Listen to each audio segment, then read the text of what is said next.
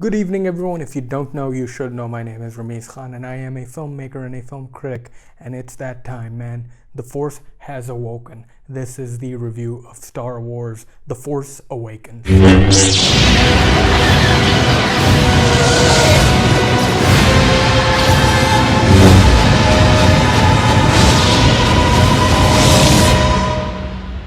Just let it in.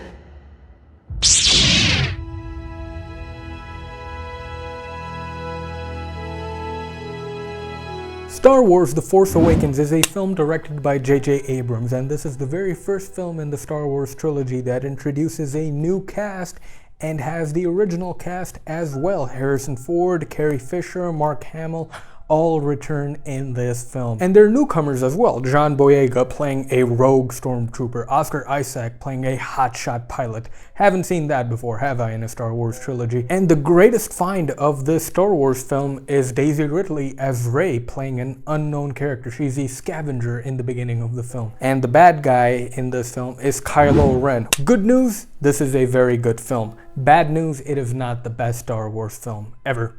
That honor still goes to The Empire Strikes Back, and I was hoping this would be the best Star Wars film of all time, but then again, let's just talk about this film. Kylo Ren is awesome. Adam Driver puts in a career-defining performance, and he is just at the infancy of his career. This guy is fantastic. He puts on a very menacing and very cool performance with the mask on and off, and his lightsaber is awesome as well. And he gets to do a lot of cool stuff. J.J. Abrams recognizes the coolness of this character, and he makes him do some really friggin' awesome stuff. Like in the very beginning of this film, when Poe Dameron, Oscar Isaac, shoots a blaster at Kylo Ren. Kylo Ren uses the Force to stop the blaster ray, and then he's just controlling it with his mind. The blaster ray is suspended in motion for like a good 2-3 minutes.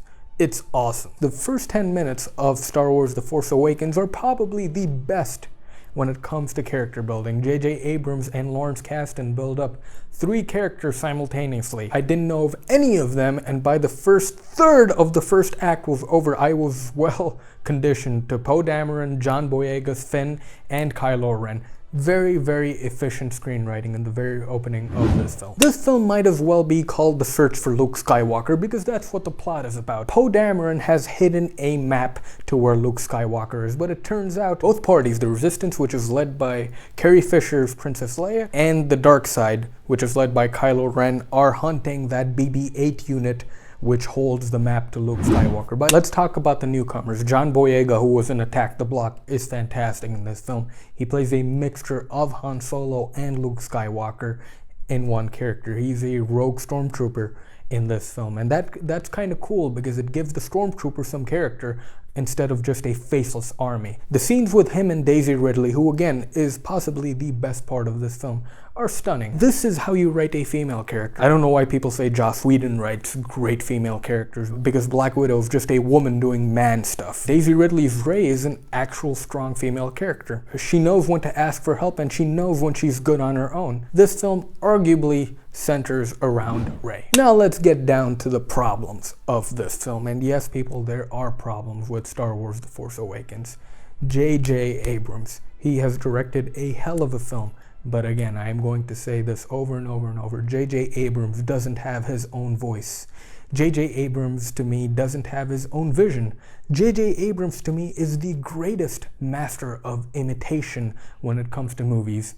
Super 8, public blowjob of Spielberg movies. Star Trek Into Darkness, Wrath of Khan. Star Wars The Force Awakens, take everything good about the original trilogy and switch the characters around, you have the Star Wars Force Awakens. Poe Dameron is basically playing a new Han Solo. The plot literally starts off when a character plants a piece of information on a droid, like Star Wars A New Hope. There is a torture scene, like The Empire Strikes Back. So there's a lot of callbacks to the original Star Wars trilogy. Now, this wouldn't be a problem to the fans, and it certainly wasn't a problem to me as a fan, but as a critic and as a fan of movies and as a person who wants to make movies later on, I was kind of disappointed. J.J. Abrams got a $250 million budget to make this movie, and it does kind of play out like a greatest hits. J.J. Abrams is possibly the only director who can make a sequel of a film and a remake of a film in the same film. And again, J.J. Abrams isn't pushing the envelope like at all. He's just opening the envelope, which is why I think the sequel of this film will be much better.